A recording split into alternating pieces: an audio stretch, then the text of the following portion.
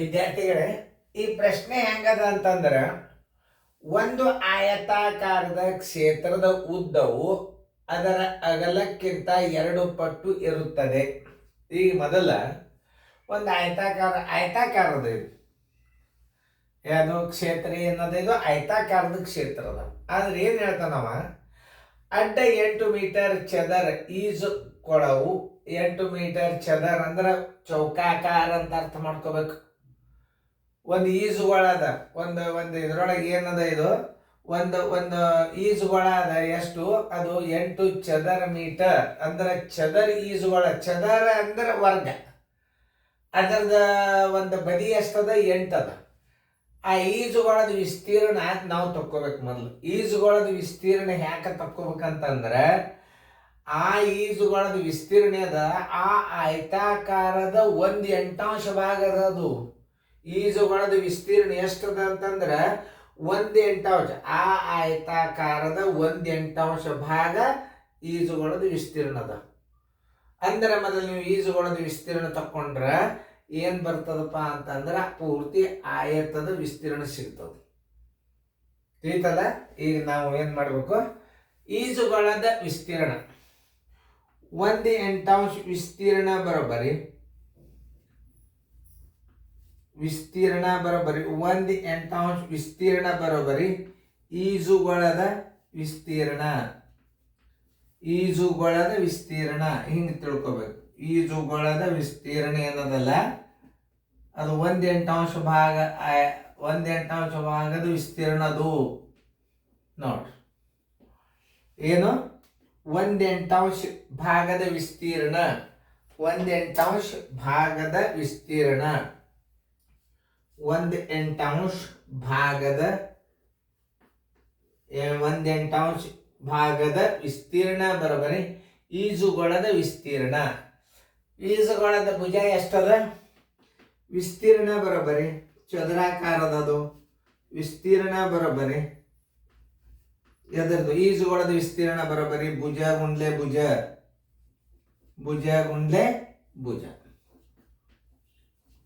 ಬರೋಬ್ಬರಿ 8 ಗುಂಡ್ಲೆ 8 ಬರೋಬ್ಬರಿ 64 ಚದರ ಮೀಟರ್. ಈಜುಗೊಳದ ವಿಸ್ತೀರ್ಣ ಎಷ್ಟು ಬಂತು ಅದನ್ನು ಸರಿಯಾಗಿ ಅರ್ಥ ಮಾಡ್ಕೊ. ಯಾವುದೇ ಒಂದು ಲೆಕ್ಕವನ್ನು ಸರಿಯಾಗಿ ಅರ್ಥ ಮಾಡ್ಕೋಬೇಕು ನೀವು. 1/8 ಭಾಗದ ವಿಸ್ತೀರ್ಣ ಬರೋಬ್ಬರಿ ಈಜುಗೊಳದ ವಿಸ್ತೀರ್ಣ. ಅಂದ್ರೆ ವಿಸ್ತೀರ್ಣ ಭುಜ ಗುಂಡ್ಲೆ ಭುಜ 8 ಗುಂಡ್ಲೆ 8 ಬರೋಬ್ಬರಿ ಏನು 64 ಚದರ ಮೀಟರ್. ಅಂದ್ರೆ ಈಜುಗೊಳದ ವಿಸ್ತೀರ್ಣ ಆಯ್ತು. 1/8 ಭಾಗದ ವಿಸ್ತೀರ್ಣ 64 ಚದರ ಮೀಟರ್. 1/8 ಭಾಗದ ವಿಸ್ತೀರ್ಣ ಬರೋಬ್ಬರಿ 64 ಚದರ ಮೀಟರ್.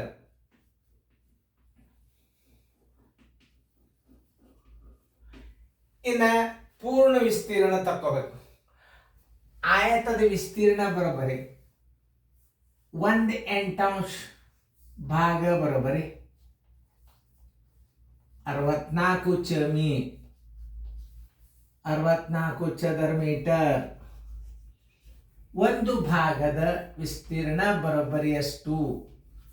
1 ಗುಂಡ್ಲೆ 64 ಮ್ಯಾಲೆ 8 ಆಗ್ತದ, ತಳಗ 1 ಆಗ್ತದೆ. 8 4 32 ಎಲ್ಲ ಬಂತು 3 8 6 48 1 3 8 4 32 3 8 6 48 4 51 512 ಚದರ ಮೀಟರ್. ಏನು ಆಯತದ ಒಂದು ಬದಿ. ಏನು ಉದ್ದ ಆಗಲ್ಲ ತಕ್ಕೋಬೇಕು. ಈಗ ಅಗಲ ಬರೋಬ್ಬರಿ ಒಂದು ಭಾಗದ ವಿಸ್ತೀರ್ಣ ಬಂತು. ಈಗ ಅಗಲ ಬರೋಬ್ಬರಿ x, ಉದ್ದ ಬರೋಬ್ಬರಿ ಅಗಲದ 2 ಅಗಲ x ತಿಳ್ಕೊಂಡ್ರಿ. ಇದನ್ನು 2 ಮಾಡ್ರಿ, ಎಷ್ಟಾಯ್ತು? 2x ಆಯ್ತು. ನೋಡಿ, ನೀವು ಸರಿಯಾಗಿ ಅರ್ಥ ಮಾಡ್ಕೋರಿ. ಯಾವುದೇ ಒಂದು ಗಣಿತವನ್ನು ಅರ್ಥ ಮಾಡ್ಕೋಬೇಕು ಮೊದಲು. ನೋಡ್ರಿ, 1/8 ಭಾಗ ಬರೋಬ್ಬರಿ 64 ಚದರ ಮೀಟರ್. ಒಂದು ಭಾಗ ಅಂದ್ರೆ 512 ಚದರ ಮೀಟರ್. ಏನ್ ಕೇಳ್ಯಾರ ಅವ್ರು? ಉದ್ದ ಎಷ್ಟು ಅಂತ ಕೇಳ್ಯಾರ. ಅಗಲ ಎಕ್ಸ್, ಉದ್ದ ಅಗಲದ 2ರಷ್ಟು ಅಂದ. ಈಗ ಇಲ್ಲಿ ವಿಸ್ತೀರ್ಣ ಕೊಟ್ಟಾರಲ್ಲ, ಆಯತದ ಅನುಪಾತದ ವಿಸ್ತೀರ್ಣ, ಅನುಪಾತದ ವಿಸ್ತೀರ್ಣ, ಅನುಪಾತದ ವಿಸ್ತೀರ್ಣ ಬರೋಬ್ಬರಿ ಉದ್ದ ಗುಂಡ್ಲೆ ಅಗಲ. ಅಂದಾಗ ವಿಸ್ತೀರ್ಣ ಅಂದ್ರೆ ಹಂಗೆ ತಿಳ್ಕೊಬೇಕು, ಉದ್ದ ಗುಂಡ್ಲೆ ಅಗಲ. ಉದ್ದ 2x ಅದ, ಅಗಲ x ಅದ, ಬರೀ 2x². ನೋಡಿ 2x² ಬರೋಬ್ಬರಿ 512 ಚದರ ಮೀಟರ್.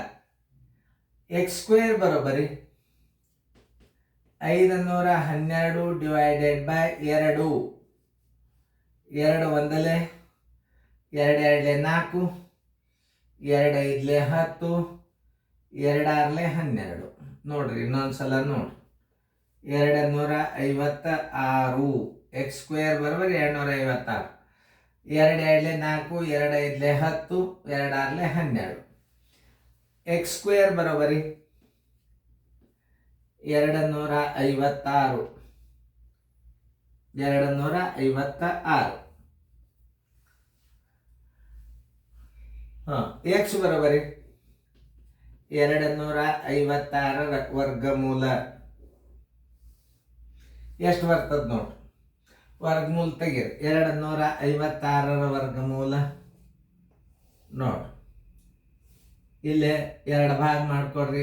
ಒಂದಲೆ 1 ಉಳಿತು, ಇದ್ರಾಗ 1 ಕೂಡ್ಸ್ರಿ, 2 ಆತು. ಆಮೇಲೆ 56 ತಗೋರಿ, ಒಮ್ಮೆ 2 ಅಂಕೆ ಕೇಳಿಸ್ಕೋಬೇಕು. ಇಲ್ಲಿ 6 ತಗೋರಿ, ಇಲ್ಲಿ 6 ತಗೋರಿ. ಅಂದ್ರೆ 6 ಆರಲೆ 36, 3 6 ಎಳೆ 12, 1 3 15. ವರ್ಗಮೂಲ ಹೆಂಗೆ ತೆಗಿಯೋದು ಅನ್ನೋದು ಅದನ್ನು ತೋರಿಸಿದ್ ನಾವು. ಬರೋಬ್ಬರಿ 16 ಗುಂಡ್ಲೆ 16 ವರ್ಗಮೂಲ ಬರೋಬ್ಬರಿ x ಬರೋಬ್ಬರಿ 16 ಮೀಟರ್. x ಬರೋಬ್ಬರಿ ಎಷ್ಟು? 16 ಮೀಟರ್.